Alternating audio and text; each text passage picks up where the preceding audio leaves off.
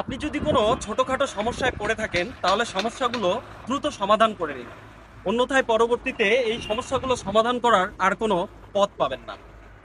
আজকের গল্পে অমিত সাহেব অনেক বিপদে, কারণ তার শখের স্মৃতিবিজড়িত বাড়িটির দেয়ালে ফাটল ধরেছে।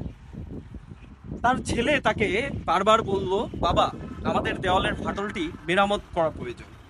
অমিত সাহেব বললেন, বাবা, দেওয়ালের ফাটলটি তো অনেক ছোট, আমরা এটা পরবর্তীতে মেরামত করে নিব, এখন কোনো সমস্যা হবে না। এভাবেই চলতে থাকলো, দেয়ালের ফাটলটি আর মেরামত করা হলো না। আস্তে আস্তে দেওয়ালের ফাটলটি বড় হতে লাগলো। একদিন এক ঝড় বৃষ্টির রাতে দেওয়ালের ফাটল দিয়ে গড়িয়ে পানি ঢুকতে শুরু করলো। পানি ঢুকতে ঢুকতে একটা পর্যায়ে দেওয়ালটি ধসে পড়লো এবং অমিত সাহেব তার শখের সেই স্মৃতিবিজড়িত বাড়িটি পুরোপুরি হারালেন। অমিত সাহেব তখন বুঝতে পারলেন যে ছোট ফাটলটাকে অবহেলা করে সে কত বড় ভুল করেছে।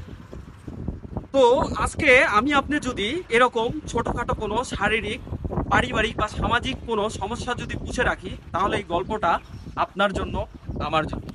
ধন্যবাদ।